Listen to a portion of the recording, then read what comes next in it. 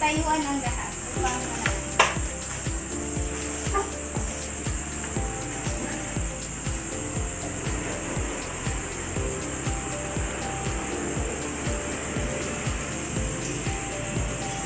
Ngayon ay magsinutuan. Ngayon ay mag-attendance muna tayo para malaman kung sino yung absent. Yapal Juria, Present.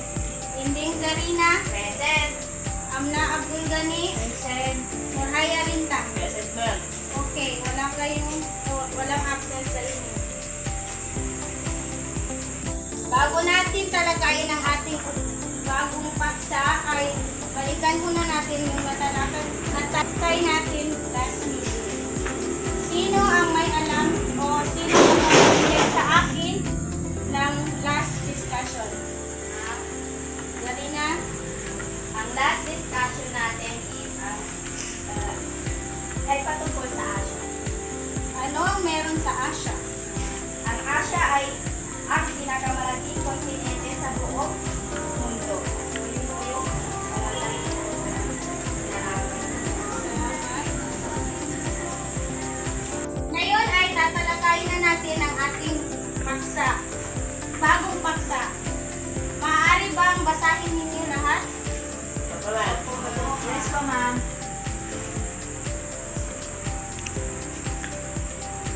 Kolonyalismo at imperialismo sa silangan at timog silangan Asia, particular sa Indonesia. Salamat.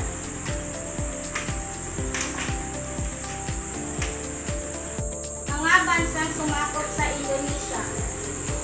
Portugal. Basahin sa Rina. Portugal, ang mga Portuguese, ang unang Europeo na nagtatag ng kolonya sa Indonesia noong ika-16 na siglo. Sabihin ay nagtatag sila ng mga outpost sa Maluku na kilala din bilang Space Island upang kontrolin ang kalakalan pang-alasa. Netherlands. Lahaya, Natibasa. Netherlands, nagkontrol nila ang kalakalan ng pampalasa at unti-unting nagtatag ng kolonya sa iba't ibang bahagi ng buwan. Ang mga Orlandes ay nagkaroon ng ganap na kontrolin ng Indonesia noong ika-19 na siglo at tinatawag itong Dutch East Indies. Korea, basahin.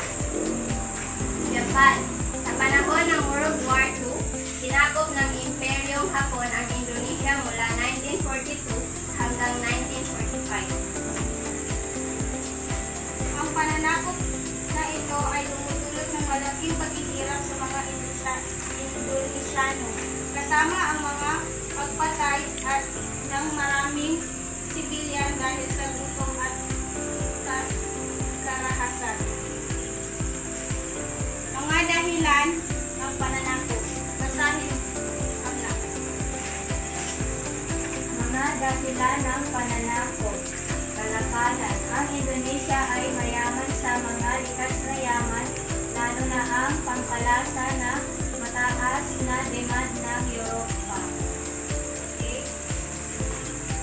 Ang mga Europe ay naglalakad ng kontrolin ng kalakalan ng pampalasa at iba pang kalakalan upang mapalago ang kanilang ekonomiya.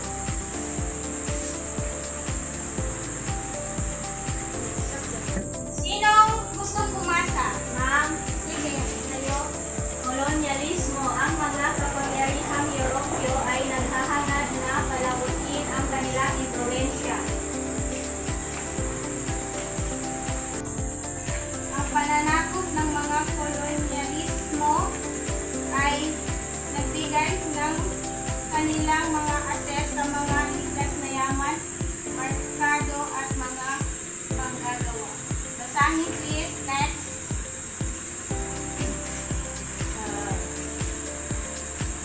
nagpapalaganap ng relihiyon. Ang mga Europeo, partikular ang mga Portuges at Espanyol ay naghahangad na palaganapin ang Kristyanismo sa mga kolonya. Okay?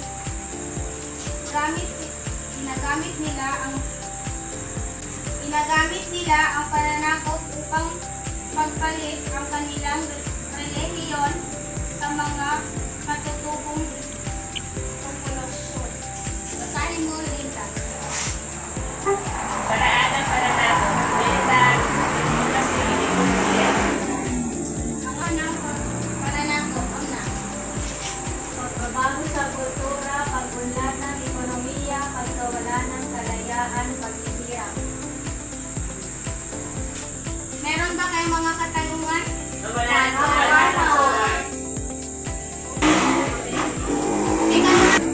Ngayon ay kumuha kayo ng kalahating papel at sagutan ng aking mga katanungan. At ipasa sa akin. Kayo ng 5 minuto. Ang tanong ay, kung ikaw ay isang mananakop, paano mo sasakutin ang bansang iyong gustong sakutin?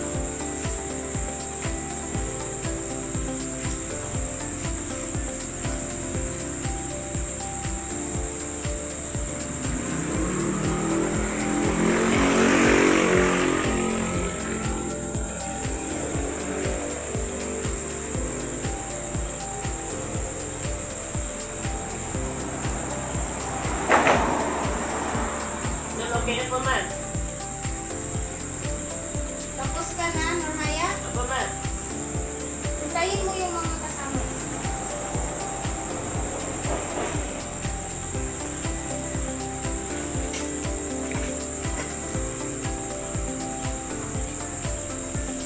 Meron lang kayong 2 minuto. Daan.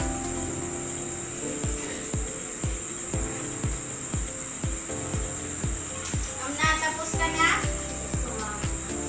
Maaari nyo nang ipasa ang inyong papel.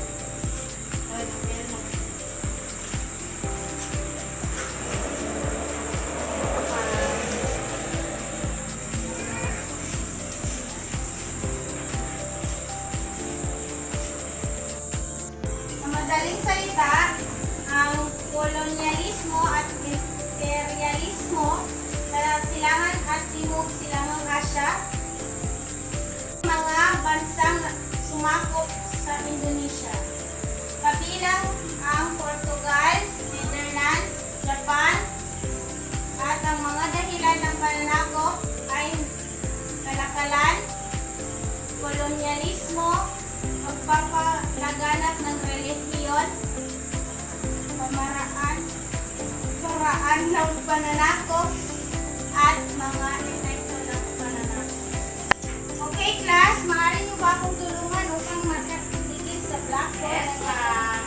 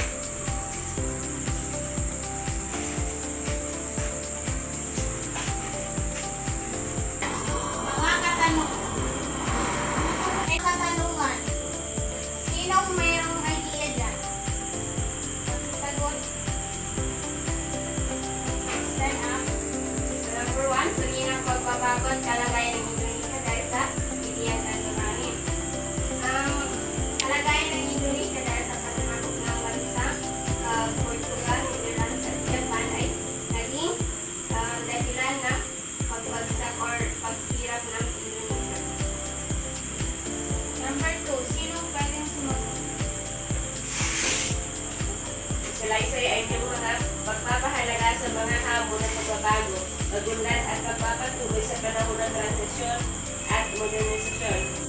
Para sa akin, ma'am, mapapahalagaan ang pagtugon ng mga hustisya sa mga hamon at pagbabago at pagunlad at pagpapatuloy sa panahon ng transisyon at modernisasyon.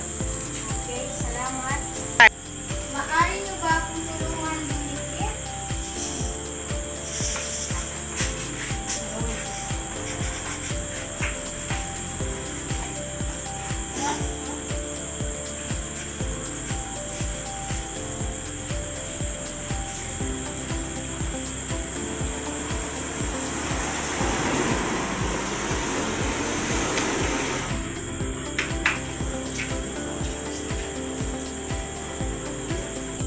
Bago ang lahat, kumuha muna kayo ng kalahating papel at sagutan ang aking mga katanungan.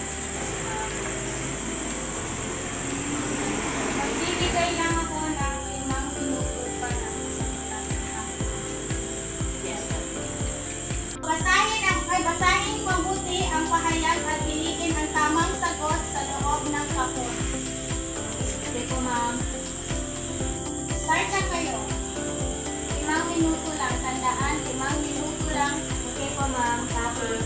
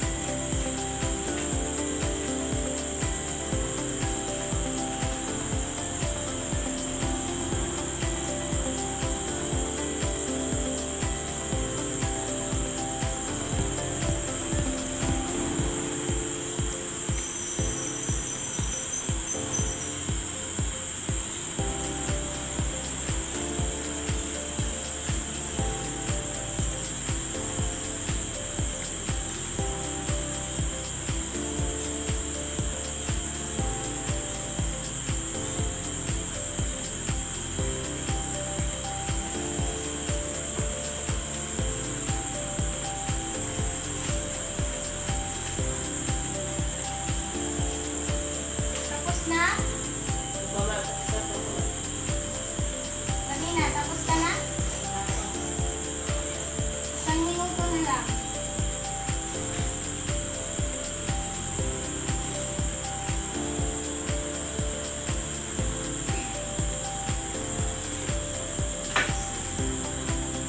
Kung tapos na kayo, maaaring magpasa ang Dili po siya.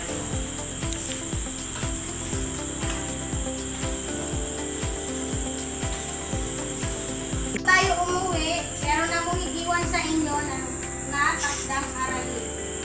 Isulat sa kalahating papel. Sagutin ang mga katanungan sa pahina 327. ma'am, patuloy po. Sagutin ang mga katanungan sa pahina 327, gawain 8, paghahambing, unang yugto. Ma'am, wait po, ma'am. Unang... Unang yugto. Okay, ma'am. Okay po, ma'am. Tapos na? Opo, Okay ma'am. po, ma'am. Bago kayo magsiuwian, pulutin mo muna ang mga basurahan sa ilalim ng mesa. Okay po.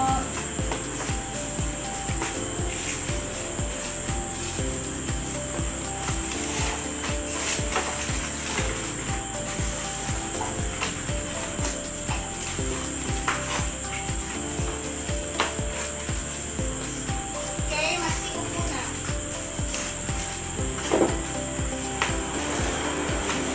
Maraming salamat and goodbye, class.